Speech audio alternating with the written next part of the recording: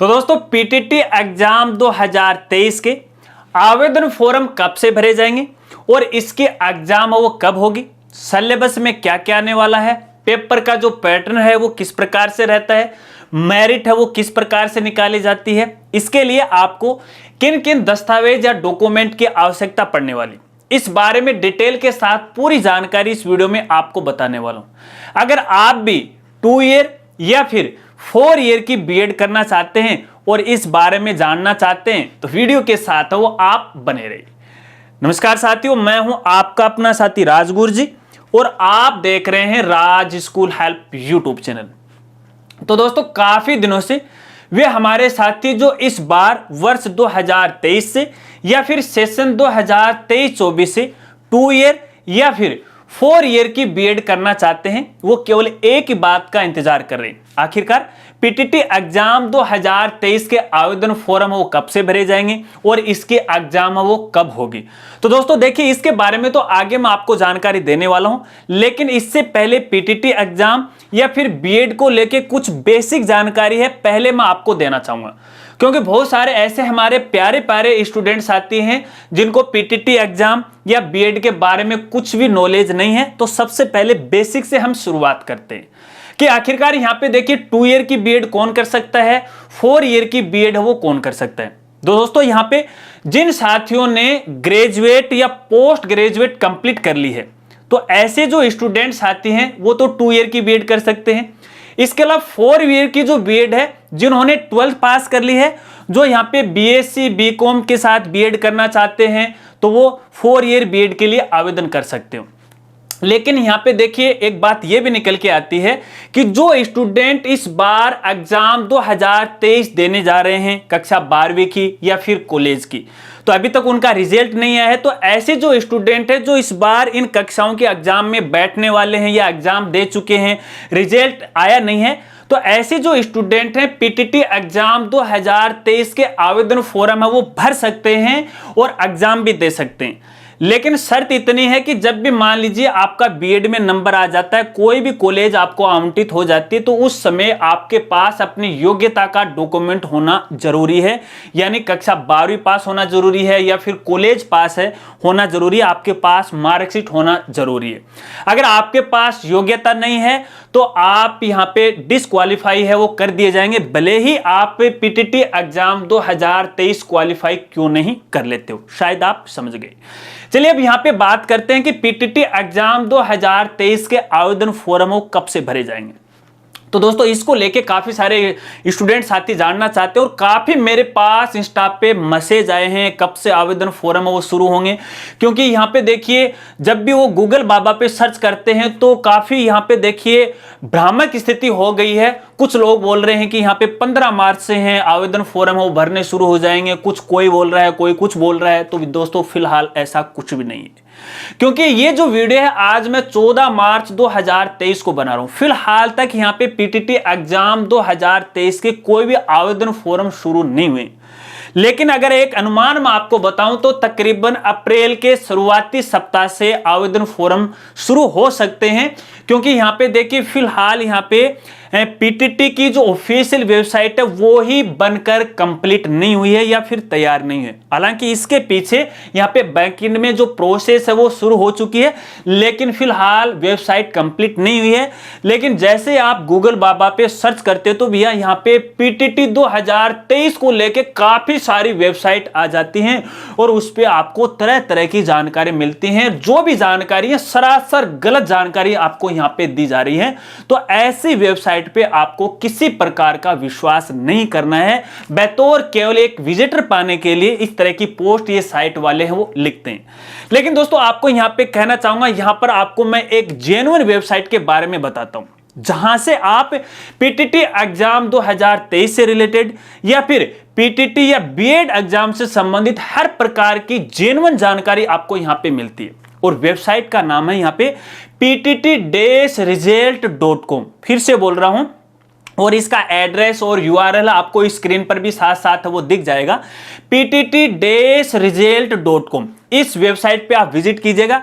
Direct आप Google पे जाके सर्च कीजिएगा, वेबसाइट पे जब आप यहां पे आओगे तो पीटीटी एग्जाम 2023 को लेके या फिर पीटीटी एग्जाम को लेके हर प्रकार की जानकारी आपको यहां पे वो मिल जाएगी। अब मैं यहां पे किसी दूसरे की वेबसाइट का प्रमोशन नहीं कर रहा हूं, लेकिन यहां पर आपको जेन्युइन चीज है वो मिल जाएगी, इसलिए जानकारी आपको यहां पे दे रहा हूं। इसके अलावा पीटीटी एग्जाम से रिलेटेड हर प्रकार की जो जानकारी आपको हमारी वेबसाइट पर भी मिल जाएगी। हमारी वेबसाइट का तो नाम है www.rajgurji.com, लेकिन हमारी वेबसाइट और ये जो पहले आपको वेबसाइट बताई है इसमें थोड़ा सा फर्क है। फर्क इतना है कि हमारी जो वेबसाइट है यहां पर आपको जितने भी लेटेस्ट नोटिफिकेशन है, ऑफिशियल जो ऑर्डर है, लेटेस्ट जो डेट है, उनकी ही जानकारी मिलती है। लेकिन ये जो ptt-result.com वाली ये जो साइट है, यहां पर आपको पोस्ट के रूप में उस एग्जाम के बारे में डिटेल के साथ जानकारी आपको मिल जाती है, क्योंकि आपको पता है कि पढ़ने से कई लोगों को ज्यादा नॉलेज हासिल होता, ज्यादा समझते हैं। तो अगर आपको पोस्ट के रूप में पढ़ना है तो आप ptt-result.com वाली वेबसाइट पे विजिट है वो कर सकते हैं। चलिए अब बात करते हैं यहां पे एग्जाम डेट की, कि पीटीटी एग्जाम 2023 है वो कब होगी। तो दोस्तों फिलहाल तो देखिए आवेदन फॉर्म है वो भरना शुरू नहीं है और ना ही ऑफिशियल कोई गाइडलाइन है वो जारी है, लेकिन इतना अंदाजा मैं आपको बता दूंगा कि यहां पे देखिए पीटीटी एग्जाम 2023 है वो जुलाई में होने वाली, क्योंकि अब तक जितने भी पीटीटी एग्जाम हुए वो तकरीबन जुलाई मंथ से ही शुरू हुए हैं। वो डेट है 1-2 दिन आगे पीछे हो सकती है, लेकिन जुलाई को आधार मानकर आप अपनी यहां पे तैयारी कर सकते हैं। इसके लिए आपको थोड़ा सा वेट करना पड़ेगा।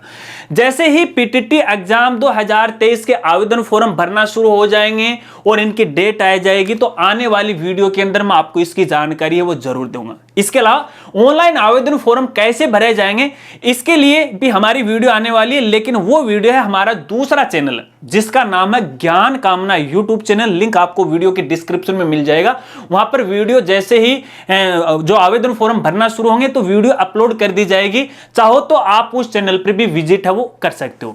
चलिए अब इसके अलावा पीटीटी एग्जाम 2023 को लेकर और खास बातें मैं आपको बताता हूं। सबसे पहले यहां पे सबसे बड़ी योग्यता बताता हूं कि आखिरकार ये 2 ईयर की और 4 ईयर की जो बीएड है वो कौन कौन कर सकता है। तो पहले तो एक शर्त तो मैंने आपको बता दी, 12th पास या फिर कॉलेज जो पास वाले स्टूडेंट हैं वो कर सकते हैं, लेकिन यहां पे क्राइटेरिया इनके द्वारा रखा जाता है वो है परसेंटेज का। तो यहां पे देखिए मिनिमम परसेंटेज है वो रखी गई है जो ग्रेजुएट हैं या फिर पोस्ट ग्रेजुएट हैं। तो यहां पे जो जनरल कैटेगरी के जो स्टूडेंट हैं या फिर जो 12th वाले भी हैं जो 4 ईयर की बीएड करना चाहते हैं या फिर 2 ईयर की बीएड करना चाहते हैं, तो जनरल कैटेगरी के स्टूडेंट हैं उनको तो कम से कम 50% है वो होने चाहिए उनके पास मार्क्स हैं। इसके अलावा जो अदर कैटेगरी है, जो भी कैटेगरी बच गए हैं, उनके पास कम से कम 45% मार्क्स वो होने चाहिए, तो ही आप यहां पे बीएड कर सकते हो। हालांकि एग्जाम फॉर्म भर सकते हो, लेकिन भैया जैसे रिजल्ट आएगा और आपके डॉक्यूमेंट का वेरिफिकेशन होगा तो आप एग्जाम से है वो बाहर कर दिए जाएंगे। तो ऐसे में मिनिमम यहां पे क्या है 50% है जनरल कैटेगरी के लिए और अदर कैटेगरी के लिए यहां पे 45% है। चलिए अब यहां पे बात करते हैं सिलेबस की, कि भैया सिलेबस में क्या क्या आने वाला है और पेपर का जो पैटर्न है वो किस प्रकार से रहता है। तो दोस्तों अगर अपन सिलेबस की बात करें तो देखिए यहां पे एक तो सिलेबस के या पेपर का है वो 4 पार्ट है वो बनाए गए।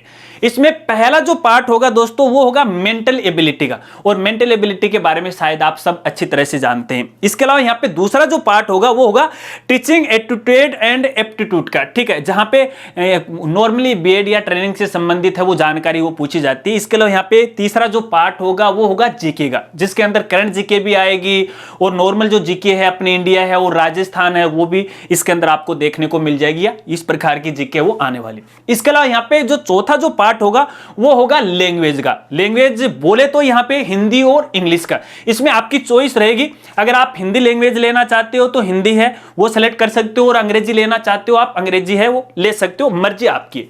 अब यहां पे देखिए दोस्तों बात करें कि यहाँ पे एग्जाम टाइम कितना होगा, कितने क्वेश्चन आएंगे, कितने मार्क्स का होगा। तो दोस्तों यहाँ पे जो एग्जाम के लिए आपको कम से कम 3 घंटे का वो समय मिलेगा, और टोटल जो मार्क्स होंगे वो 600 होंगे, ठीक है, और टोटल जो क्वेश्चन होंगे वो 200 होंगे। अब कहने का मतलब है यहाँ पे एक क्वेश्चन होगा वो 3 नंबर का होगा, ठीक है। अब यहाँ पे देखिए जो 3 पार्ट हैं, 3 पार्ट कौन कौन से, एक तो जो मेंटल एबिलिटी वाला है, एक ये अपना जो जीके वाला है, और एक अपना जो लैंग्वेज वाला है। तो यहां पे देखिए सारे जो क्वेश्चन होंगे सभी के ऑब्जेक्टिव टाइप होंगे। यहां पे हर एक क्वेश्चन होगा वो 3 नंबर का होगा।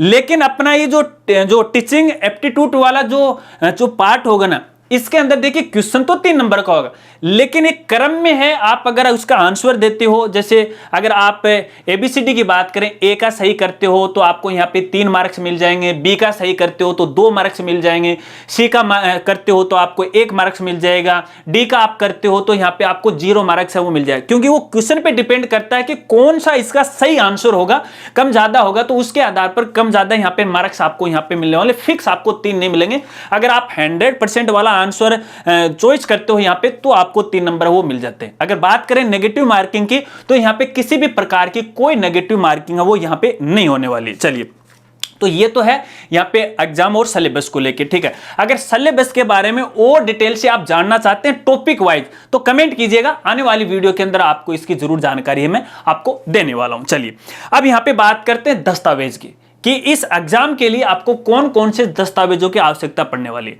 तो दोस्तों आपको यहां पे बताना चाहूंगा, यदि आप पीटीटी एग्जाम 2023 का आवेदन करना चाहते हो तो देखिए आवेदन के समय आपको किसी प्रकार के दस्तावेजों की आवश्यकता नहीं पड़ने वाली है। लेकिन इतनी बात यह है कि जब भी मान लीजिए आप आवेदन करोगे तो अपने बारे में कुछ आपको इंफॉर्मेशन है आवेदन फॉर्म में आपको भरनी पड़ेगी। जैसे आपका नाम, पता, एड्रेस है, आपके जो क्वालिफिकेशन है, कितने मार्क्स आए थे, रोल नंबर वगैरह वगैरह, ये जानकारी आपको यहाँ पे भरनी होती है। तो ऐसे में याद तो नहीं रहता, इसलिए डॉक्यूमेंट अपनी आंखों के सामने चाहिए। लेकिन यहां पे कोई भी डॉक्यूमेंट है आपको अपलोड नहीं करना है, ठीक है। चलिए, इसके अलावा यहां पे देखिए, जब भी मान लीजिए आपकी काउंसलिंग हो जाती है, कॉलेज में नंबर आ जाता है, तो उस समय आपको ऑनलाइन रिपोर्टिंग करनी पड़ती है। रिपोर्टिंग के समय आपको डॉक्यूमेंट है वो अपलोड करने पड़ते हैं। अब यहां पे मैं आपको डॉक्यूमेंट बता देता हूं जो आपको यहां पे तैयार करने। एक तो यहां पे देखिए आपके एजुकेशन क्वालिफिकेशन के जितने भी डॉक्यूमेंट हैं, 10th है और 12th की मार्कशीट हुई, इसकी आपको आवश्यकता पड़ेगी। एक आपका कास्ट सर्टिफिकेट, इसके अलावा यहाँ पे एक आपका मूल निवास है, इसके अलावा एक आपका जो आइडेंटिफिकेशन है, जैसे आधार कार्ड है, ड्राइविंग लाइसेंस वगैरह वगैरह, वो आपके पास होना चाहिए। और इसके अलावा एक खास बात, आपका बैंक अकाउंट की डिटेल, आपके खुद के नाम का बैंक अकाउंट है वो होना चाहिए। अगर अभी तक आपने ओपन नहीं करवाया है, बीएड करना चाहते हैं, तो किसी भी बैंक में आप अपना अकाउंट है वो खुलवा सकते हैं। लेकिन ध्यान रखना कि आपका जो आवेदन फॉर्म में या फिर जो भी आपका बायोडाटा है, सेम का सेम हर एक डॉक्यूमेंट में आपका सेम डाटा होना चाहिए। ये नहीं कि आधार कार्ड में कुछ और है, 10th की मार्कशीट में कुछ और है, 12th की और है, कॉलेज की कुछ और है, मूल निवास में कुछ और है, ऐसा नहीं। सब में डेटा है वो मैच होना चाहिए, अन्यथा आपको बाद में पछताना है वो पड़ सकता है। बस यही डॉक्यूमेंट की आपको आवश्यकता वो पड़ने वाली है। चलिए, अब बात करते हैं इसके पूरी प्रोसेस की, कि किस तरह से ये प्रोसेस है वो आगे बढ़ते रहती है। तो देखिए, सबसे पहले तो आपको क्या है कि बीएड करने के लिए आपको पीटीटी का फॉर्म भरना पड़ता है, ठीक है। Pre teacher education training test होता है ये, ठीक है। इसकी फुल फॉर्म की अगर बात करें तो पहले आपको यहाँ पे एग्जाम देना होता है, और एग्जाम में यदि आप क्वालिफाई हो जाते हो तो क्वालिफाई होने के बाद देखिए आपको काउंसलिंग करनी पड़ती है, और काउंसलिंग के दौरान आपको 5,000 रुपए की राशि है वो ऑनलाइन है वो जमा करवानी। यहाँ पे देखिए कोई भी काम है वो ऑफलाइन नहीं होगा, सारे ही जो काम है वो ऑनलाइन होने वाले, इस बात को अपने दिमाग में बिठा लो। एक काम है वो ऑफलाइन होने वाला है, जो कि लास्ट में होता है जब आपको बीएड कॉलेज मिल जाती है, और जिस समय आपने ऑनलाइन जो डॉक्यूमेंट अपलोड किए थे उन सभी डॉक्यूमेंट को आपको ऑफलाइन जमा कराना पड़ता, बाकी कोई भी काम ऑफलाइन नहीं होता। इसके अलावा तो सबसे पहले क्या मैंने आपको बताया कि काउंसलिंग के दौरान आपको 5,000 रुपए की राशि वो जमा करवानी पड़ेगी। उसके बाद आपको यहां पे कॉलेज चॉइस है वो भरनी पड़ती है, अलग अलग डिस्ट्रिक्ट वाइज, ठीक है, कि आप कौन सी कॉलेज में बीएड करना चाहते हो। बहुत सारी कॉलेज हैं, सभी कॉलेज भर सकते हो, ऑल ओवर राजस्थान की भी आप भर सकते हो, चॉइस आपकी है, मर्जी आपकी है। जब मान लीजिए आपने कॉलेज चॉइस भरी, उसके बाद यहां पे देखिए इनका रिजल्ट आता है कॉलेज चॉइस का, कि आपको कौन सी बीएड कॉलेज मिली है, ठीक है। जब मान लीजिए कोई भी एक बीएड कॉलेज आपको मिल जाती है, उसके बाद आपको यहाँ पे 22,000 रुपए की राशि वो भी ऑनलाइन आपको जमा करानी पड़ती है, ठीक है। और ऑनलाइन राशि जमा कराने के बाद आपको यहाँ पे देखिए उसी समय है रिपोर्टिंग करनी पड़ती है, दस्तावेज है वो जमा करवाने पड़ते हैं, एक शपथ पत्र है वो आपको अपलोड करना पड़ता है, शपथ पत्र है वो आपको हमारी वेबसाइट पे वो मिल जाएगा, ठीक है।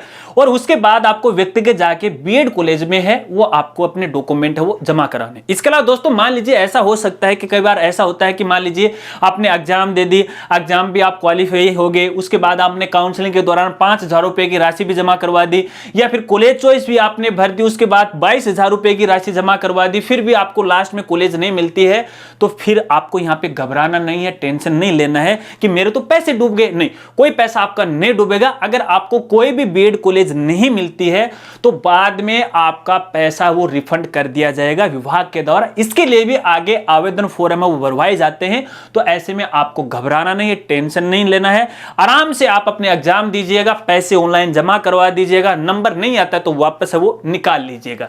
ठीक है, चलिए अब यहां पे चलते चलते बात करते हैं कि आखिरकार कितने नंबर वालों का यहां पे बीएड में नंबर है वो आता है।